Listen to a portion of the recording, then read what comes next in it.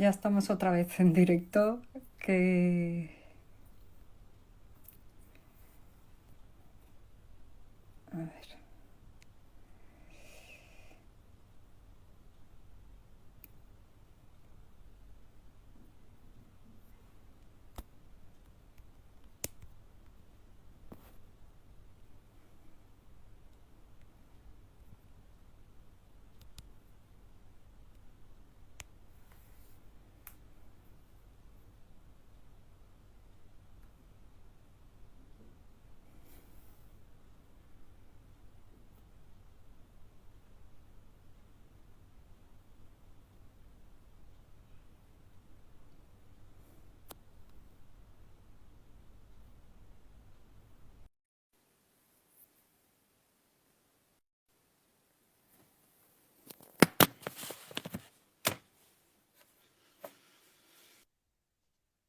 Hola, Javier. Muy Qué buenas. idea. ¿Qué tal? ¿Cómo estás? Se ve que era problema de eso, de que me tenías que dar a la solicitud, se ve. Vale, pues nada, ya estamos ya. Ha sido llegar Ya corriendo estamos. pero bueno, Problemas del directo. Estos son problemas del directo. Bueno, buenas tardes siempre a pasa. todos. Todo un honor tener hoy aquí en Instagram a Javier Iriondo, un escritor al que admiro desde que sacó su primer libro, que lo tengo aquí, Donde tus sueños te lleven, y que he recomendado siempre a todo el mundo. Llevo detrás de Javier bastante tiempo, pero con la agenda tan ocupada que tiene, pues no había podido ser presentarlo. Yo lo conocía ya por el año 2013, cuando creé mi página Alquibla, y fue una de las personas, de las primeras personas que entrevisté para ella, Ujú. y quedé maravillada con todas sus novelas, con Donde tus sueños te lleven, que sé que muchos de vosotros la habréis leído, Un lugar llamado destino, Los 10 pasos hacia tu cima personal, que es un manual práctico sobre el primero, y este último, que es La vida te está esperando. Javier es un emprendedor con Perfecto. amplia experiencia en distintas áreas de negocio, todos lo conoceréis ya, y en la actualidad es un reclamado conferenciante que ha impartido sesiones en más de 10 países, además de ofrecer cursos y programas de transformación personal y desarrollo directivo. Él mismo, en la entrevista que le realicé, se define como un eterno aprendiz y un soñador incurable. Cada vez que lo escucho me quedo maravillada, sé que va súper liado, y porque continuamente dice verdades que todos sabemos, o, bueno, lo que A has veces, visto. ¿no? ¿Eh? Que a veces sabemos, a veces no, a veces sabemos si no hacemos y bueno, ese mundo. Exactamente. Sé que en tu última novela, Ajá. eh, hace una presentación Víctor Coopers, que es también un grande, y a través de reflexiones y pensamientos nos hace una introducción del libro y nos hace reflexionar sobre vivir el presente y aprovechar al máximo cada momento. Me he quedado con una frase que es con la que quiero empezar este encuentro, que es: los miedos y las falsas creencias sobre nuestra propia identidad nos frenan de hacer muchas cosas que queremos hacer en la vida. Quiero que saludes a los espectadores, que hay un montón de gente por aquí, y empezamos, si quieres. Bueno, pues lo primero, darte las gracias también por la oportunidad de compartir ahí. No sé si andamos bien de cobertura, que alguno parece que ha puesto por ahí, de conexión, pero bueno, simplemente dar las gracias a todos los que han estado atentos, a los que estáis por ahí y se han unido. Y bueno, cuando me has empezado a presentar, digo, cuando empiezan a explicar cosas raras de mi vida, digo, ¿de quién están hablando, no?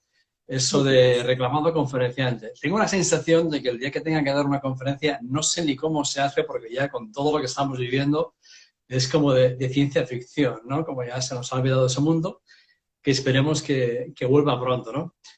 Pero bueno, sí, siempre con ganas de compartir y hablar de estas cosas que creo que todos necesitamos echar el freno, parar un poco y reflexionar un poco más a fondo, ¿no? Sobre la vida, que a veces nos quedamos en frases o en cosas superficiales y siempre es bueno intentar indagar un poco más con todo. Así que gracias por compartir este rato y, nada, y a todos los que estáis por ahí y esperemos que pasemos un buen rato ahora.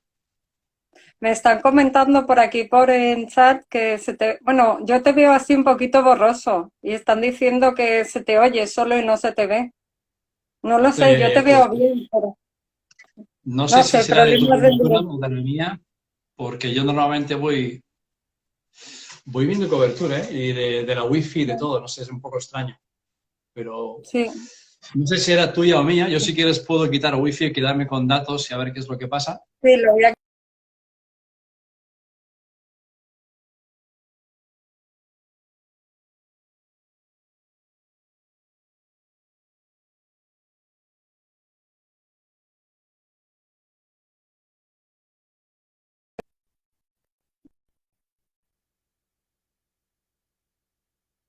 A ver qué digo ahora.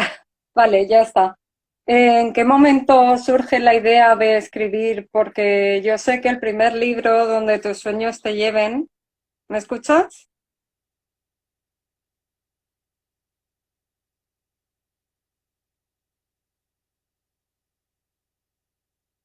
¿Me escucha? Se está quedando congelada tu imagen. Qué extraño. Mm. Bueno, a ver ahora. Sí.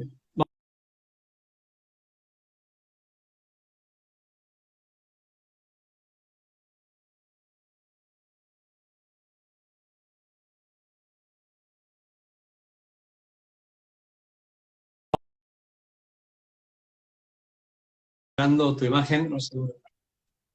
Mm. Pasando.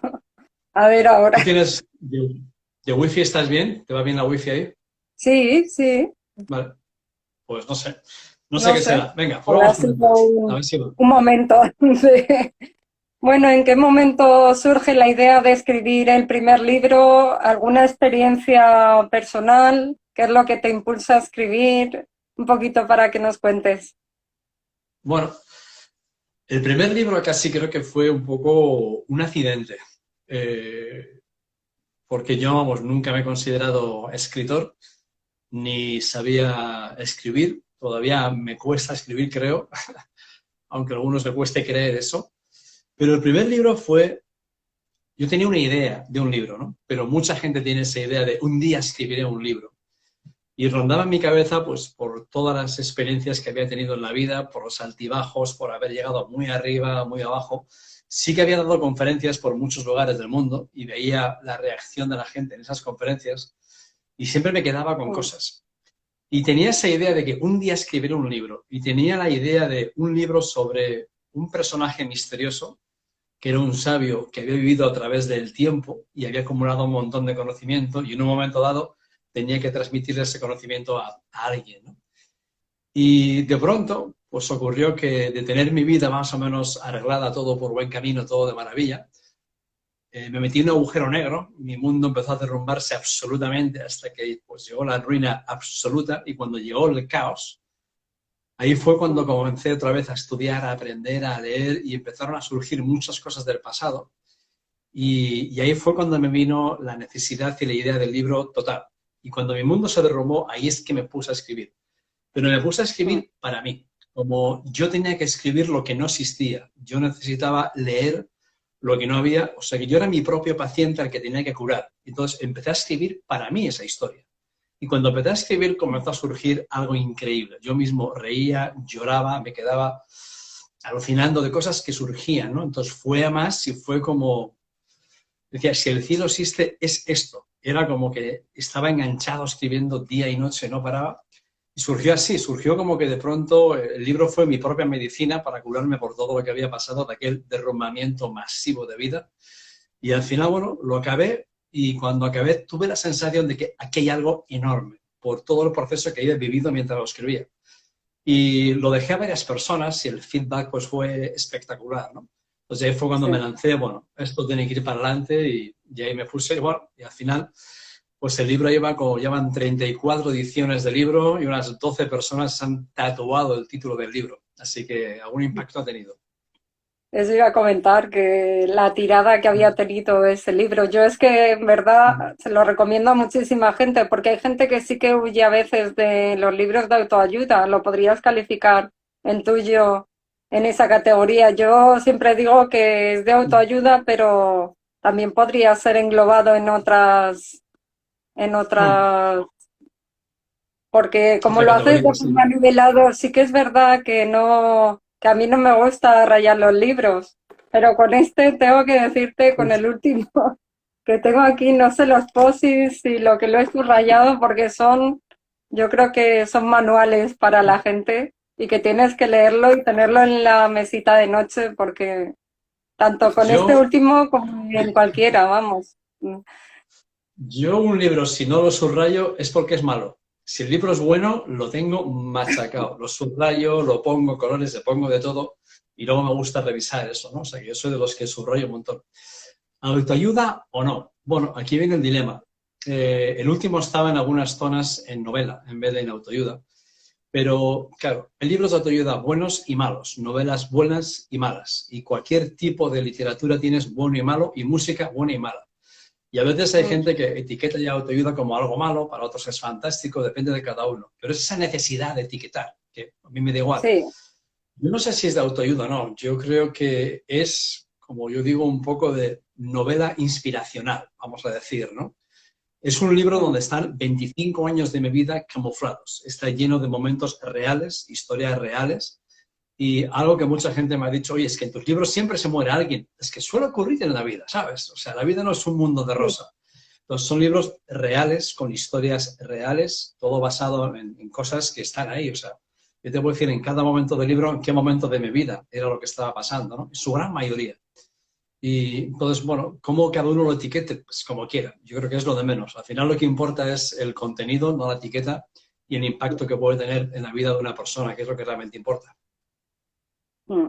Podríamos decir que cada libro de Javier, detrás de cada uno de los libros hay una lección para cada uno de nosotros, aunque sí es una misma línea, pero Sí, pero yo creo que no hay más, yo creo que hay más de una lección.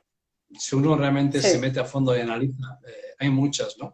Porque una de las cosas curiosas del primer libro, por ejemplo, es que lo recomiendan infinidad de psicólogos.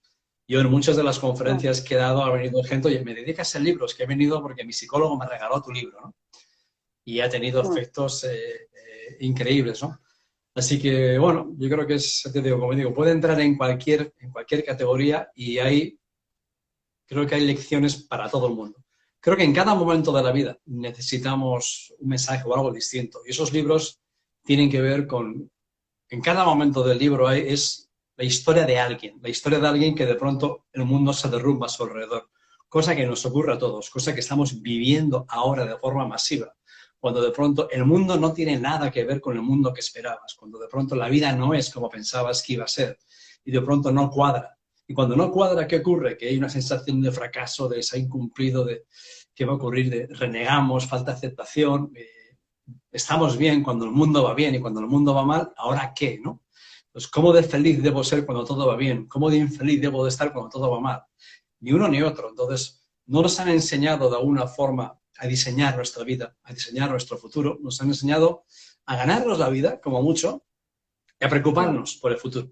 Y en los libros hay esas historias que tienen que ver con cómo volver a levantarte cuando tu mundo se derrumba por todos los sitios, cómo volver a conquistarte a ti mismo y conseguir que tu mente sea un buen amigo, porque nuestra mente debería de ser una voz amiga, una voz amable, una voz que nos trata con cariño.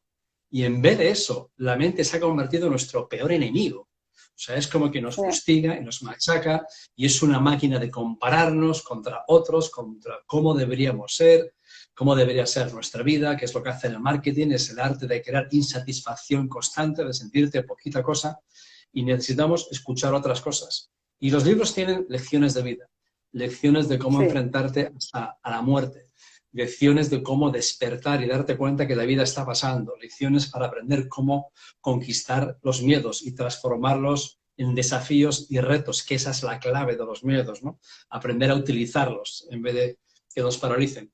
Y hay historias desde el mundo de las parejas, de relaciones de todo tipo. Cada libro creo que es importante en un momento de la vida.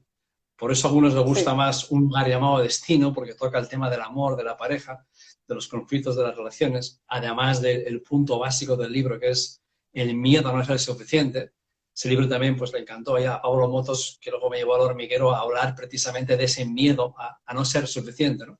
Pues hay muchísimas lecciones, tantas como uno quiera sacar, ¿no? Pero cada uno necesita la suya. No vale la misma pastilla para todo el mundo, porque lo que es bueno para unos, pues no vale para otros. No es bueno Pero sí para que creo que otros, hay muchas claro. lecciones.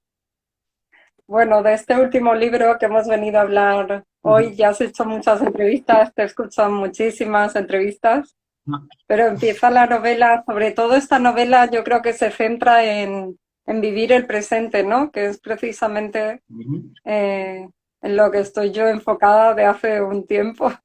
Después de una crisis personal, pues dije, ¿para qué me voy a preocupar yo de vivir más allá? A veces la mente se te va con lo que comentabas, pero cuando vuelves y dices, déjate sorprender por cada día, entonces surge este libro, que hay uno de los capítulos que se llama El despertar, además, y en el que, bueno, ahí haces una pequeña adivinación, ¿no? Se dice así, por lo del virus sin demasiada importancia, que te he escuchado en Sí, otras conferencias decirlo, y, y que la vida te cambia en un momento. Este libro creo que es un libro que no esperabas escribir, ¿no?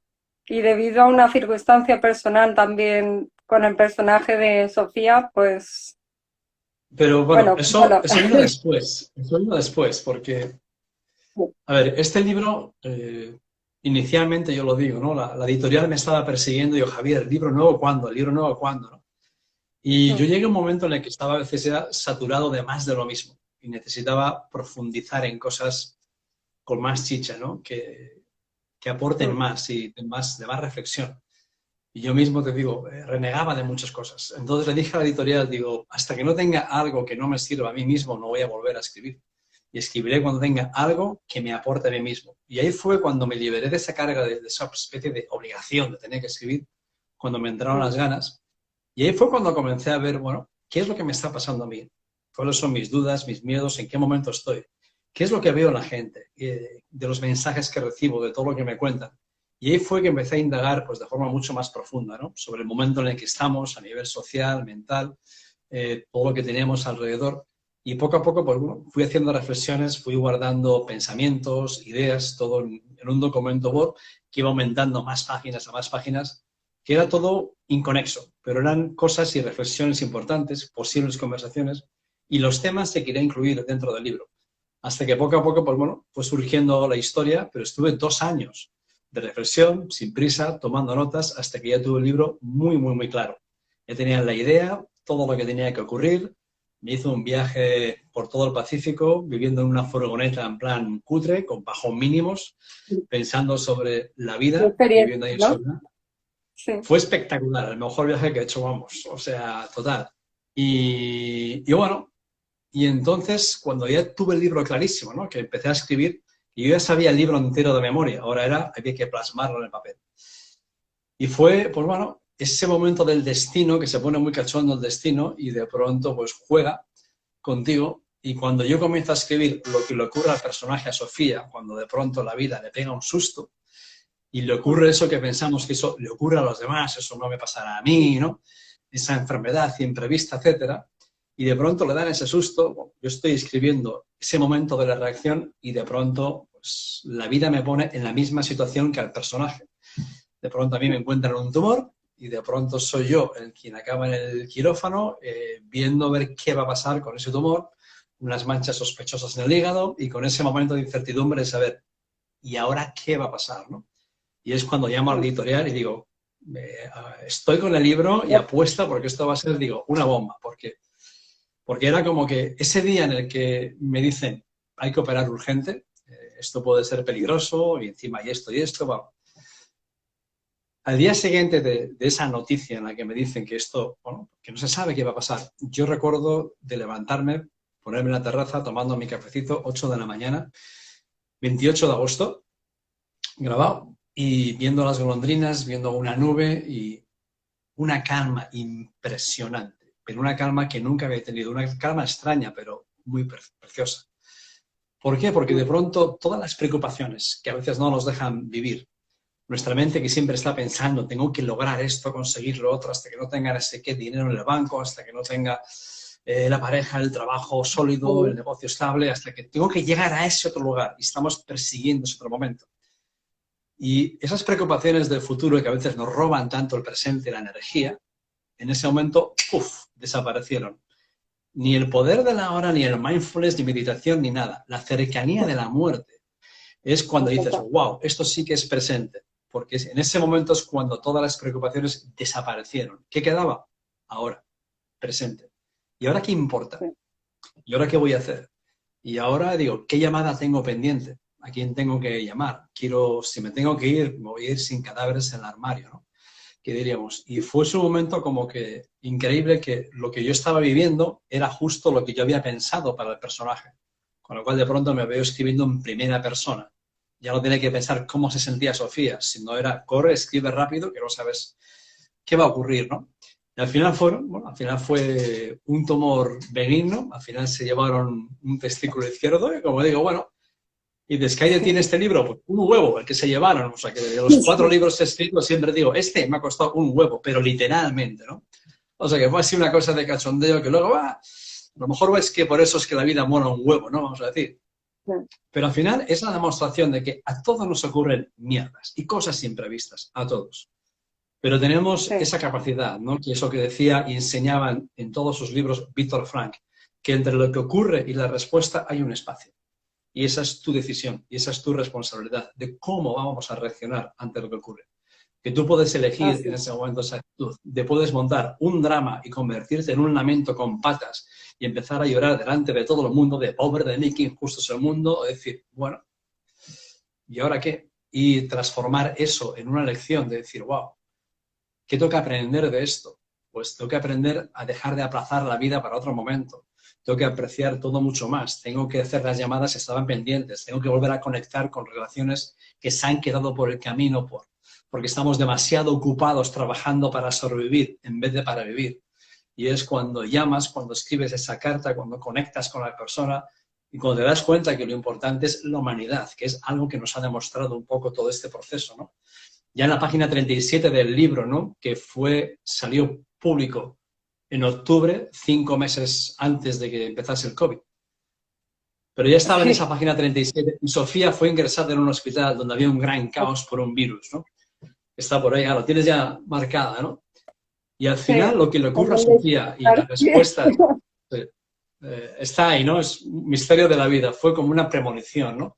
Y creo que muchas de las respuestas que hoy en día todos necesitamos en estos momentos para ver cómo tomar control emocional y mental por lo que estamos viviendo, para manejar mejor la incertidumbre del momento, están en ese libro, porque son experiencias de la vida, ¿no? Y aparte también hay otro personaje que es un enfermero real, ¿no? Del Hospital Miguel Servet de Zaragoza, Nacho, y Nacho es absolutamente real, ¿no? Estuve en el hospital con él, en oncología infantil, y hablaba de los héroes anónimos en el libro. Y es como diciendo, bueno, pues estaba ahí. Pero creo que que muchas de las cosas que necesitamos en estos momentos, muchas de las respuestas están ahí en el libro. Sí, muchas veces yo tenía apuntado aquí en las notas que tomé para hacerte la entrevista, que muchas de las veces aparecen personajes que están con muchísimas dudas por hablar de los personajes que pones en tus novelas, que ya has adelantado algo, pero sí que es verdad que en muchas de las novelas, en la primera está, ¿cómo se llama? El de... David y Joshua. Lo del nombre ahora, pero Joshua y David. Sí, en esta novela en particular sí que es verdad que aparece una Sofía que se queda como bucólica mirando por la ventana, pero sí que está como que tiene una vida estancada, que la tiene muy organizada, pero el estrés y todo lo que lleva detrás de ella, pues como que no le deja vivir el presente. Pero es la vida de muchísima gente. También los patrones que le han hecho, que era un tema que quería sacar, los patrones que a veces nos vienen dados por la familia, que te dicen, ¿por qué esto hay que hacerlo así? Porque es así. Que hay una frase que dice, confundir amor con exceso de protección no prepara para el mundo real, porque a veces creen que te dan mucha protección y sin embargo no te dejan eh, Crecer. actuar con tus emociones o con... Sí, a ver, la protección es un enemigo del desarrollo personal, es un enemigo Es decir, Mm. lo que a veces heredamos de nuestros padres, aunque tengan toda la mejor intención del mundo y lo hacen con todo el cariño y con todo el amor, a veces se protege tanto a un hijo que para que no se haga daño, ¿no? Para que no le pase nada y para darle esa seguridad, que lo que hace es que construye una autoestima de cristal, ninguna confianza porque no se ha tenido que enfrentar a nada. Y al final, a veces heredamos de nuestros padres sus miedos y sus preocupaciones, que nos transmiten como si fuesen valores, ¿no? Pero Sí, cuanto más es proteges a una persona, es mucho peor. eso es lo que has querido transmitir a través del personaje, ¿no? De Sofía, que empieza un poco así, en que los padres creen que tiene que tener una vida organizada, tal, y ella en un momento de la novela se da cuenta de que no tiene Sí. que ser así. Nuestros padres siempre quieren protegernos y que no nos hagamos daño y que nos vaya bien, ¿no? Entonces, su preocupación se centra en que nos vaya bien. Pero a veces eso, ahí es donde nos heredan los miedos. Y más en una cultura como la española, en donde la mentalidad, pues de los padres de un trabajo fijo, de funcionario, de algo donde por educación, por entorno y por cultura, nos empujan hacia buscar una vida más segura, hacia ese trabajo fijo, para luego llegar a la pareja, llegar a la casa, llegar a los hijos, y hay como un guión preestablecido. Entonces nos transmiten esa necesidad de seguridad. ¿Qué es lo que le ocurre a Sofía, como a muchísima gente? Que la seguridad no tiene límite y es una ficción, no existe. Porque cuanto más es tu necesidad de seguridad y cuanto más obsesiva sea esa necesidad de seguridad, la seguridad es algo que no. La seguridad es algo que no existe y nuestra mente quiere creer que va a llegar un momento en la vida en el cual cuando logremos una serie de cosas, a partir de ahí nos sentiremos seguros. Y eso lo que provoca es un montón de inseguridad en el presente, mucho peor, la magnifica, porque todavía no tengo lo que supuestamente un día me va a dar la seguridad. Entonces nos pasamos la vida persiguiendo ese otro momento, esa otra situación, y ahí es donde no somos capaces de disfrutar el presente, no somos capaces de agradecer y valorar lo que sí tenemos, porque siempre nuestra mente está pensando en llegar a ese otro lugar supuestamente mejor. Pero luego hay otro mañana, luego siempre hay algo más, luego hay otra zanahoria más que perseguir, siempre es algo más, ¿no? Por eso en el libro ponía que las tiendas parece que se han convertido en las farmacias emocionales de hoy en día, donde la gente va a comprar las emociones que le faltan a su medida. No vamos a comprar cosas, a veces vamos a comprar emociones, algo que me dé más seguridad, algo que me suba la autoestima, algo que me haga sentirme mejor. ¿Pero cuánto dura el efecto? Pues unas pocas horas, un par de días, una semana exagerando y luego vuelvo otra vez, a veces, ese vacío.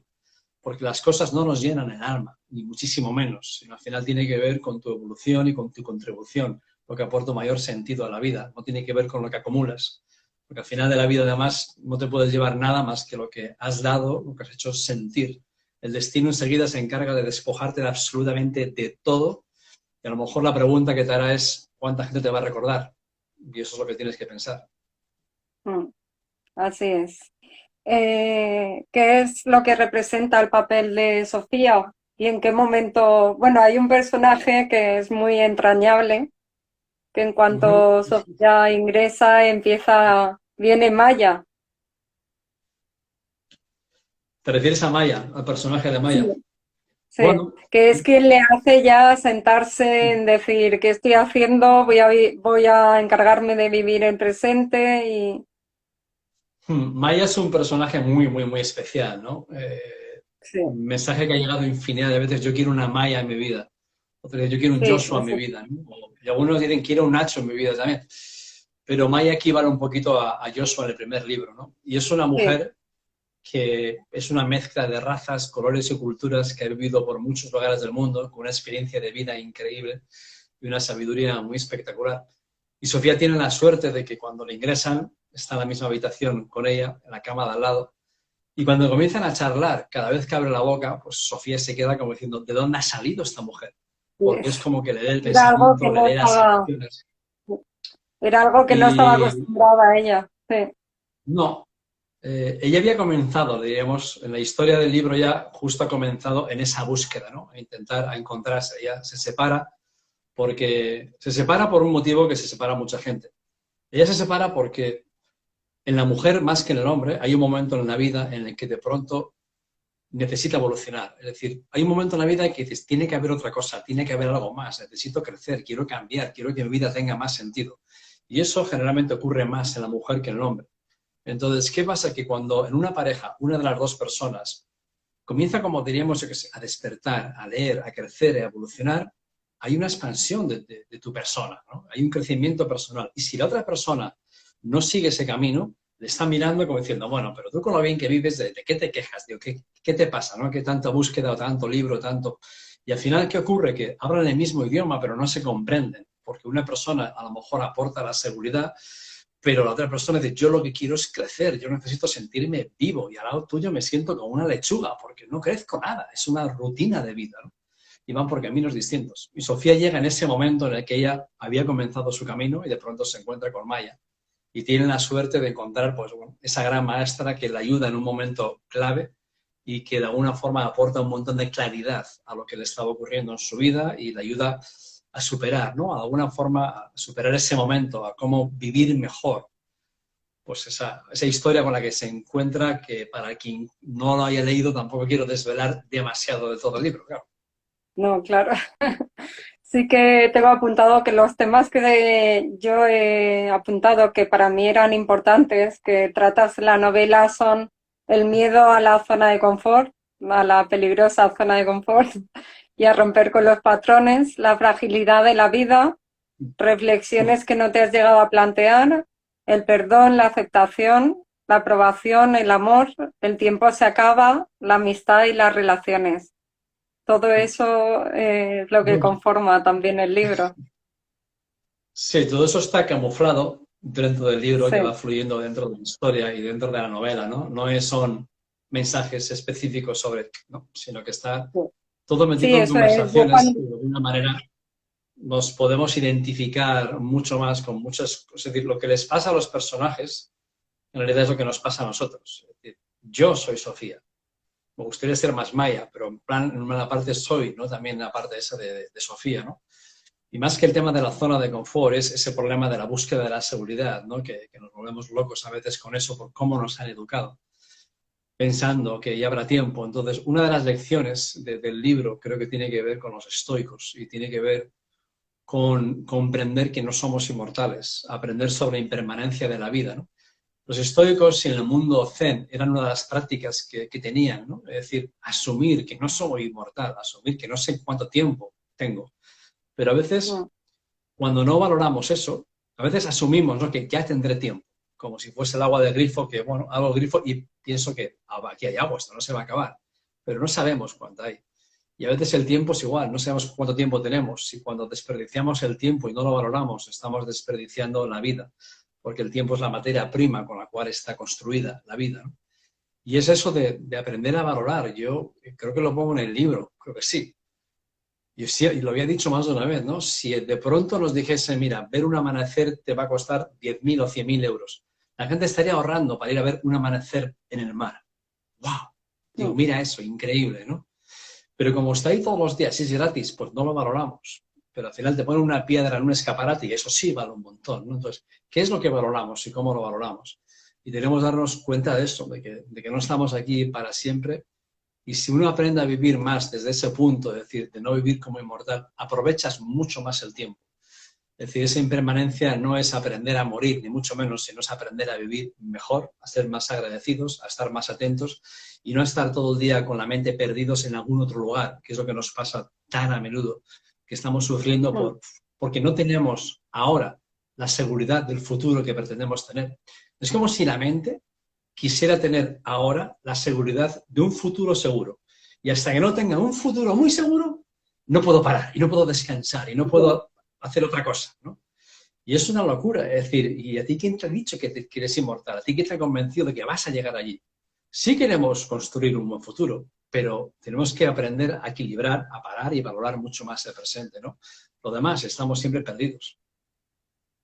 Sí, es lo que digo yo, que a veces lo estaba tomando nota. Es que vivir como si fuera el último día, porque a veces dices, eh, a veces es imposible no hacer planes a largo plazo porque tienes que hacer un viaje, tienes que hacer tal. Eso es. Pero sí que yo intento enfocarme a nivel personal en decir, en que cada día sea un regalo y que cada día tomarlo como, vale, ya me he despertado y a ver qué va a pasar hoy, independientemente de que tengas trabajo, que tengas tareas que hacer, pero es que no sabes si dentro de 2 horas la vida te va a cambiar o no, o mañana o pasado, no sé, un poco esa No, esa, filosofía. esa posibilidad siempre está presente y bueno, al final es Pero es aprender difícil, a es estar muy un poco más difícil a aquí. veces llevarlo a Por eso cabo, todo el sí. mundo, sí, por eso todo el mundo está con la meditación, con el mindfulness para intentar parar, ¿no? Un poco más nuestra mente para ser capaces de estar aquí, ¿no? Que es donde tenemos el control, donde tenemos el potencial, porque si no, pues bueno, nos pasamos el día rumiando pensamientos a veces de mierda que no nos dejan vivir. Y es una de las cosas que hay que Sí. aprender.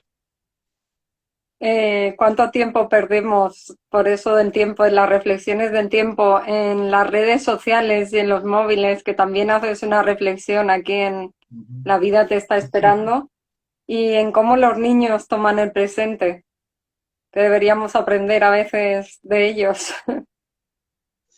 Sí, los niños y los animales no tienen pensamientos de futuro, están siempre un poco en el presente, ¿no?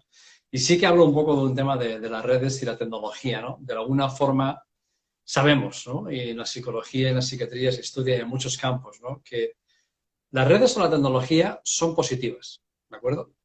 El problema es el uso que cada uno hace de ellas. Esto es como un arma. Un arma puede ser para proteger o para atacar. Puede estar para bien o para mal. Entonces, la cuestión es que tú utilices la tecnología y que no seas una víctima de la tecnología, que es la diferencia de unos a otros, ¿no? Unos son usados por la tecnología, pierden su vida y tienen pues, una vida virtual o estamos todo el día enganchados a las megadosis de dopamina que crea las redes, pero al mismo tiempo las redes nos dan la oportunidad de poder estar charlando de otras cosas interesantes, de conectar con mucha gente. O sea que tiene muchas cosas positivas. El problema es cuando te pierdes la vida delante de una pantalla y te pasan cosas a tu alrededor que no te enteras de nada. Cuando estás intentando impresionar todo el día para parecer algo que no eres y eso causa un conflicto enorme. Hoy en día, entre las niñas de entre 10 a 14 años en Estados Unidos, que se mide todo, los índices de suicidio han subido un 70%, debido a la brutal comparación que la gente hace, que sobre todo las niñas se hacen con las demás, ¿no? O niñas que están pidiendo ya la cirugía estética a sus padres en la adolescencia para parecerse a su selfie. Porque les encanta su selfie después de todos los retoques, pero luego no me gusta lo que veo cuando me miro en el espejo.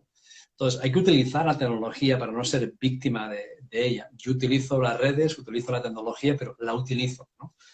Sobre todo, pero no soy dependiente de. Y a veces, pues bueno, crea muchos conflictos, está súper diseñada por la gente que antes trabajaba en Las Vegas, para que sea adictivo, para crear chutes de dopamina enorme. Y esto hay que comprenderlo. Entonces, utiliza las redes, pero cuidado, eso, que utilízalas, que no te utilicen a ti. Esa es la parte importante, que no es fácil. Sí, así es. Aquí tenía apuntado lo de aprender a vivir, qué harías si te quedaran pocas horas de vida, que ya lo hemos comentado. Mm. Y quería que nos hablaras de un capítulo que a mí me gusta bastante, que es el del Ocupa.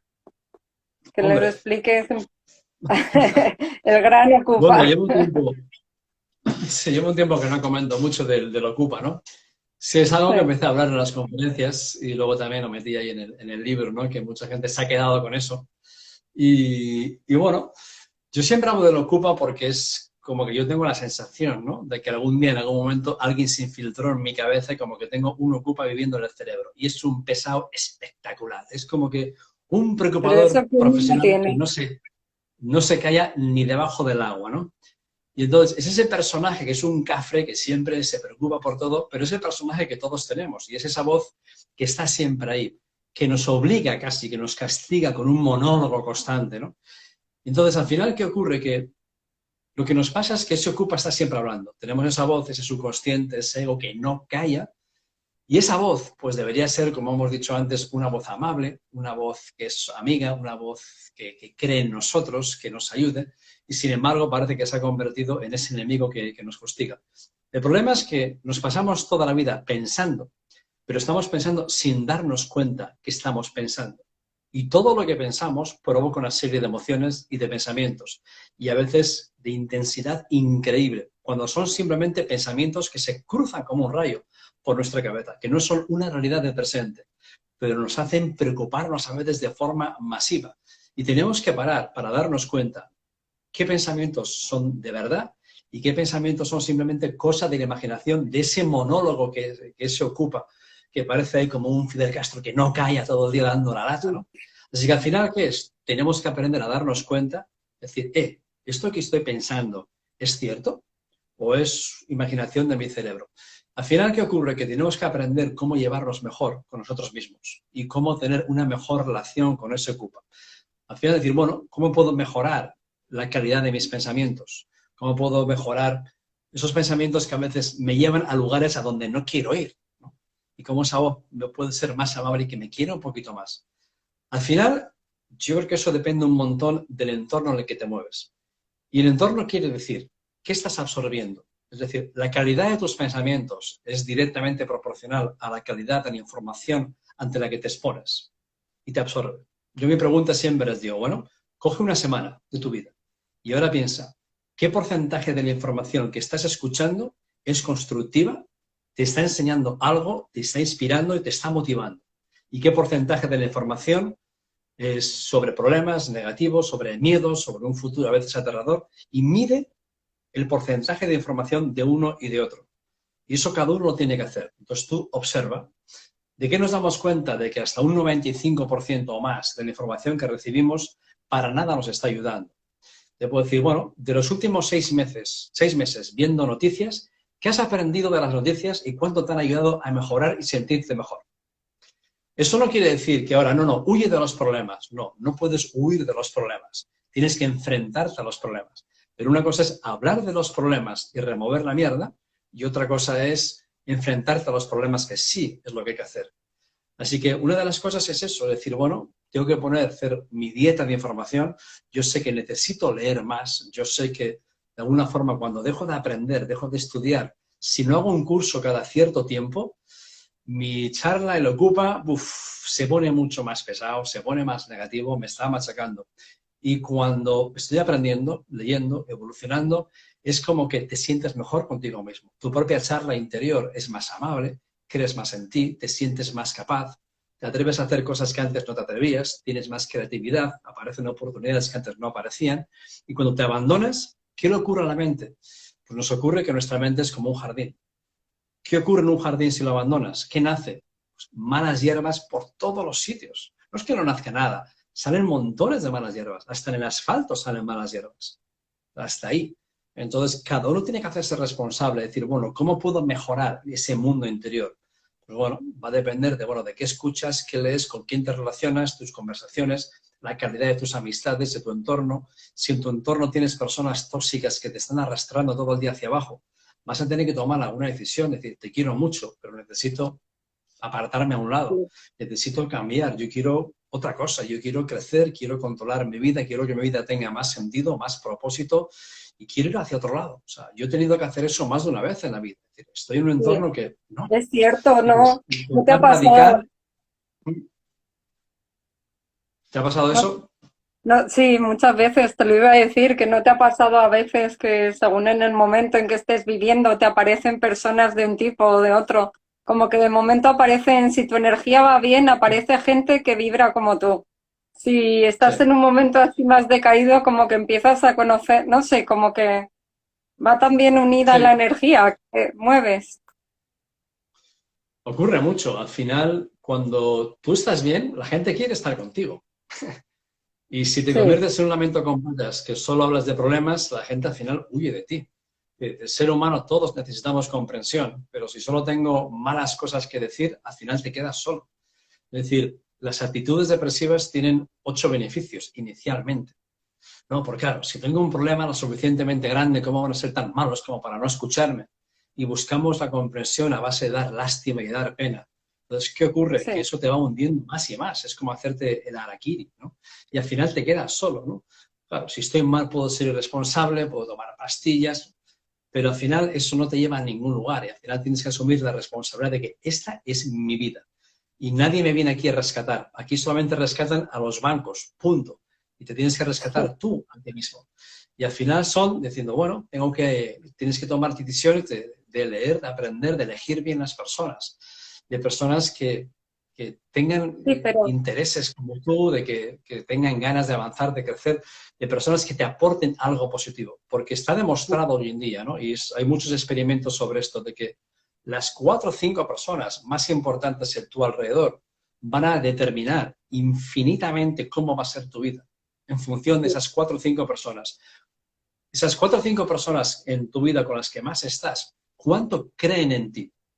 Si esas personas no creen en ti, tienes un problema grave, porque te están reteniendo, te están quitando confianza.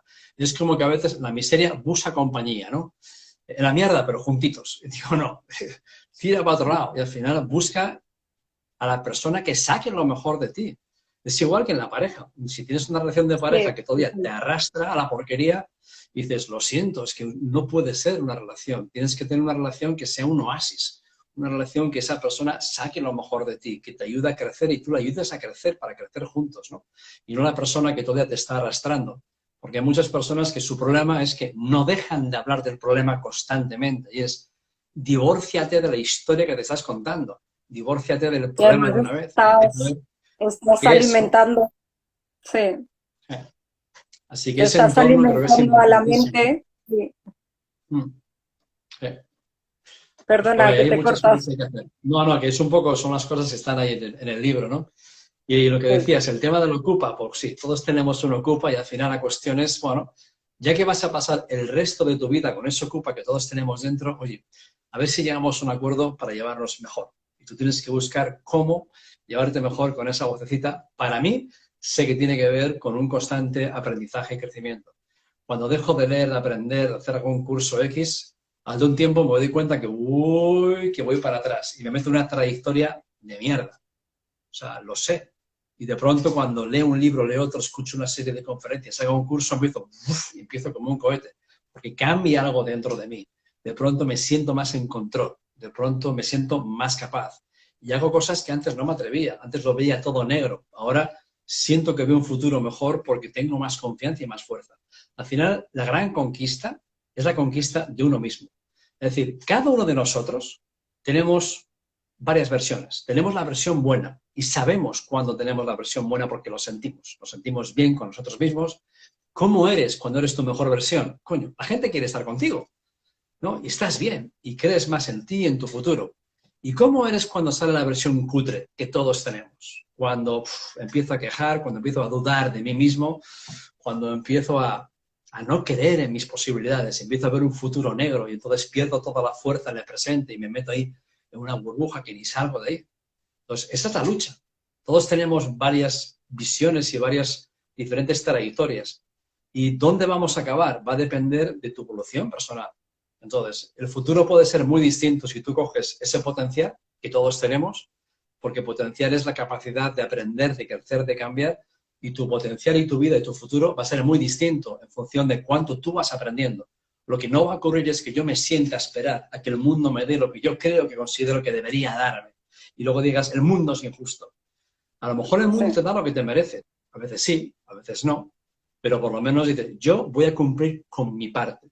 Yo voy a intentar aprender, crecer, evolucionar, adquirir nuevas habilidades. Es decir, ¿qué puedo aprender ahora que marque la diferencia en mi vida? ¿Qué cualidad debería mejorar? ¿Qué es lo que haría que si sí, tú aprendes X en tu vida, te abriría puertas? Y son las preguntas que tenemos que plantearnos. Bueno, pues entonces sé que tengo que aprender de esto, tengo que mejorar en este aspecto, tengo que dejar de hacer esta mierda que estoy haciendo que me está robando el tiempo y tengo que comenzar a hacer esto otro que me va a ayudar a crecer. Y desarrollas un plan para poco a poco ir convirtiéndote en la clase de persona que puedes llegar a ser. Esa es un poco la historia, ese es un poco el proceso que cada uno tenemos que seguir. Sí, luego está el proceso de cada persona también, porque si una persona no quiere crecer y quiere quedarse ahí continuamente en la queja o en su rol que coge de víctima de todo me pasa a mí, todos los problemas son para mí, la alimentación esa del ego y de la mente que comentabas. Bueno, al final cada uno tiene que llevar su cruz y cada uno tiene que asumir su responsabilidad, ¿no? Lo peor que puedes hacer es intentar cambiar a una persona que no quiere cambiar. Ya, Eso es lo peor que puedes hacer. es ¿Cómo? una Porque a mí me pelea, lo han sí, preguntado muchas veces. ¿Pero quiere cambiar? Digo, no, yo quiero que cambie. Yo, ¿qué tal si cambias tú? A claro. lo mejor, ¿no? Sí, Si ni porque al siquiera final tú eres como a ti, pasa así de- si ni siquiera tú eres como a ti te gustaría ser, ¿cómo pretendes que esa otra persona sea como tú crees que debería ser, ¿no? A cada sí, persona le llega su momento y hay gente que le llega y hay gente que no. Es decir, al es final verdad. hay un momento en el que a veces hablamos mucho de motivación, ¿no? Pero a veces teníamos que hablar de todo lo contrario, porque a veces el dolor es el responsable de un 80% de los cambios en la vida de una persona. ¿Cuándo cambia una Sí, persona? Cuando te duele que ya es insoportable, cuando llegas a un momento de límite en el que dices, tiene que haber otra cosa, tiene que haber algo más, ¿eh? No quiero seguir aquí, quiero cambiar, ¿no? Y es cuando te das cuenta de a dónde se dirige tu vida si sigues por el mismo camino. ¿Cuál va a ser mi futuro si no cambio, si no reacciono, si no cambio algunos hábitos o comportamientos?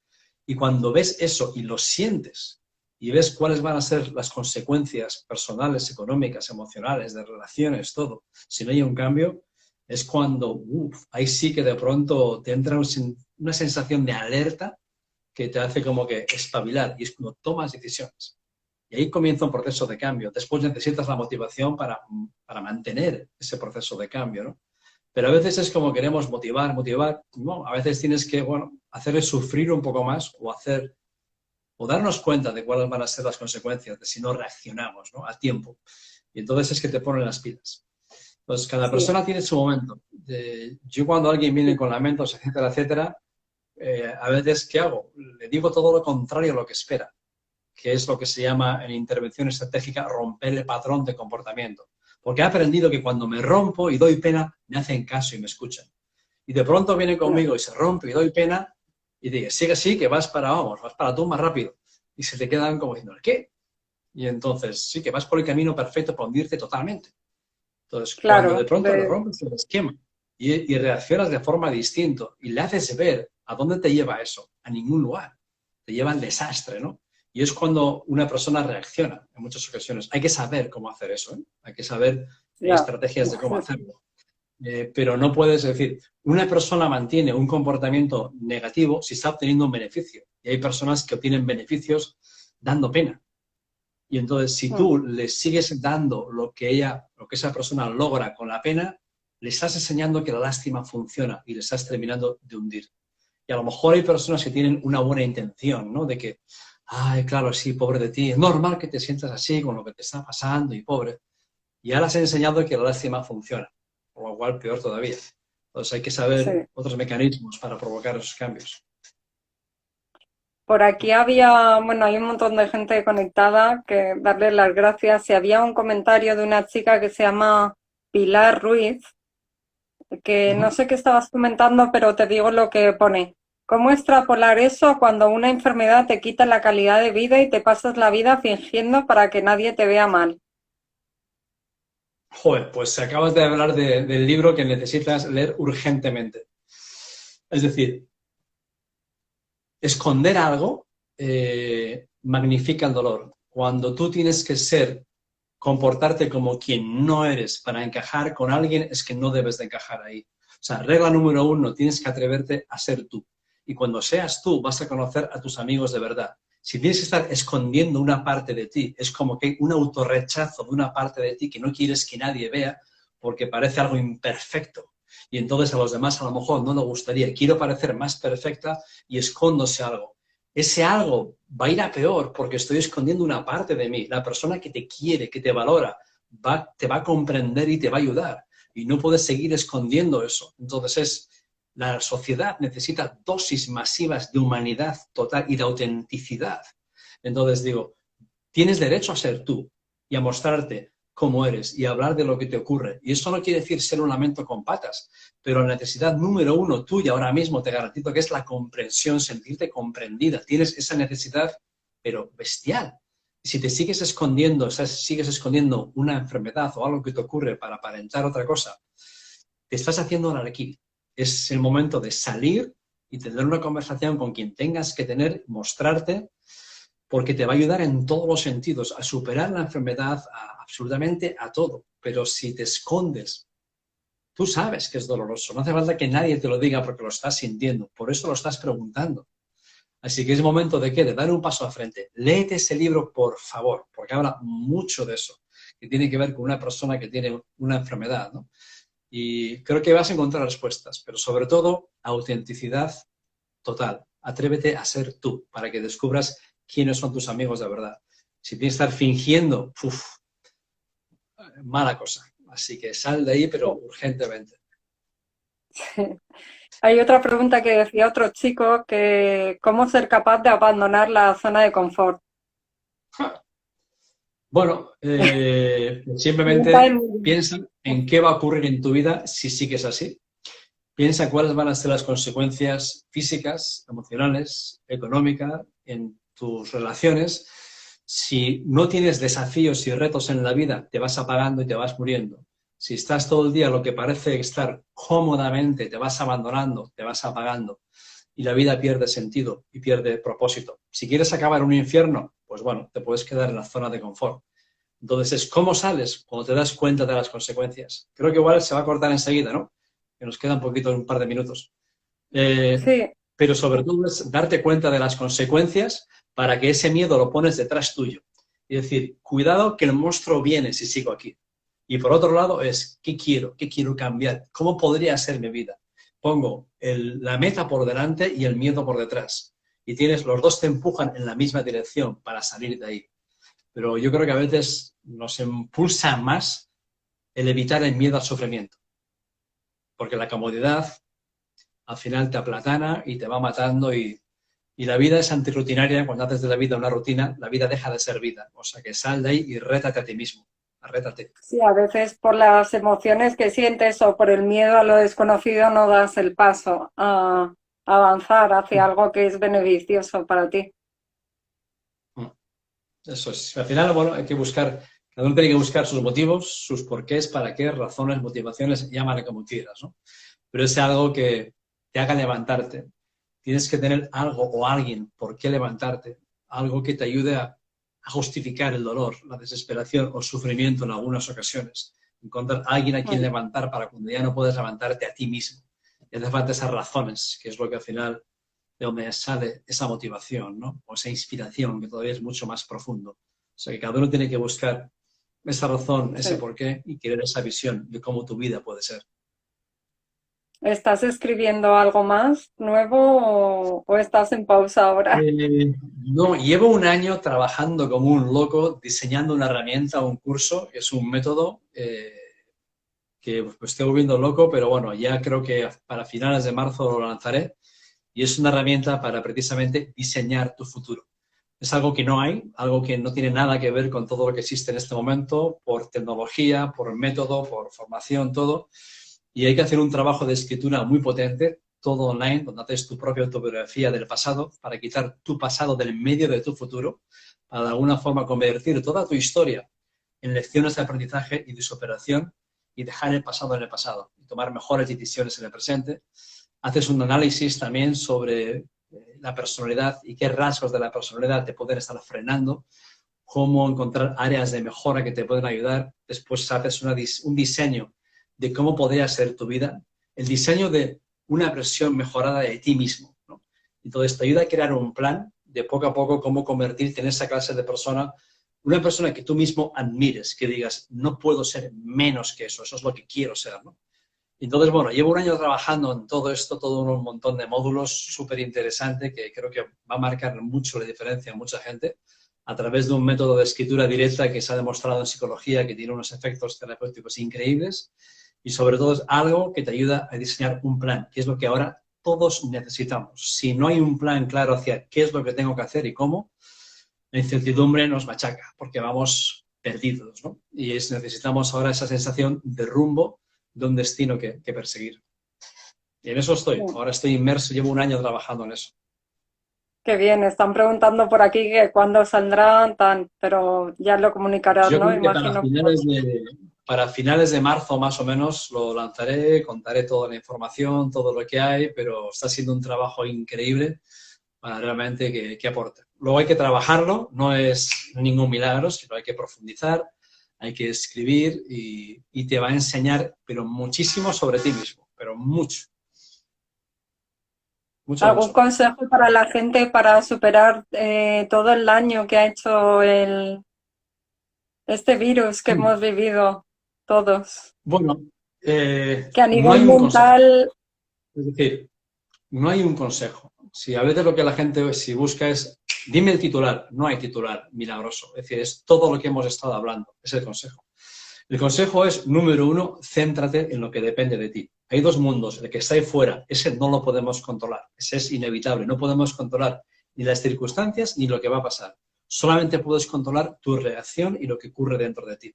Desde los estoicos y la antigua Grecia, el secreto para incertidumbre era que enfócate en lo que depende de ti y diseña tu plan, céntrate en eso, porque si no, no hay manera. Entonces, la gran diferencia en la vida de una persona es cuánto tú eres capaz de crecer, de aprender y evolucionar, porque eso es lo que te va a aportar la confianza, la seguridad, la sensación de tener un camino que seguir para tomar control. Si no tienes ese plan y si no te enfocas en lo que depende absolutamente de ti, entonces es como que estamos perdidos y estamos todo el día en la confusión y necesitamos ahora mismo claridad. Y la claridad te da cuando tienes ese plan un poco con qué objetivos tengo que ir persiguiendo, qué tengo que ir cambiando y mejorando, que es un poco el objetivo del curso. Pero la ley número uno es céntrate en lo que depende de ti, en tu propia evolución personal, que es lo que te va a dar la confianza para enfrentarte a los retos de la vida. así es. Bueno, pues muchísimas gracias. Sí, se va a cortar ahora mismo porque Instagram creo que tiene una Una hora, hora. ¿no? Sí. Sí. Pues nada, yo Bueno, simplemente dar gracias a todos, a los que estáis por agradecerte. ahí y por ese tiempo y espero que algo de todo esto, pues bueno, haya servido un poco para por lo menos hacer reflexionar un poco más sobre la vida y encontrar el camino. Seguro que sí. Siempre escucharte es un placer y eso. Y gracias por todo. Pues, muchísimas gracias a ti por la oportunidad y gracias a todos los que estáis por ahí y nada, hasta pronto, nos cruzaremos por algún sitio. Así que un abrazo a todos. Estaremos pendientes. Gracias. Chao, chao. Gracias. Hasta luego. Adiós. Adiós.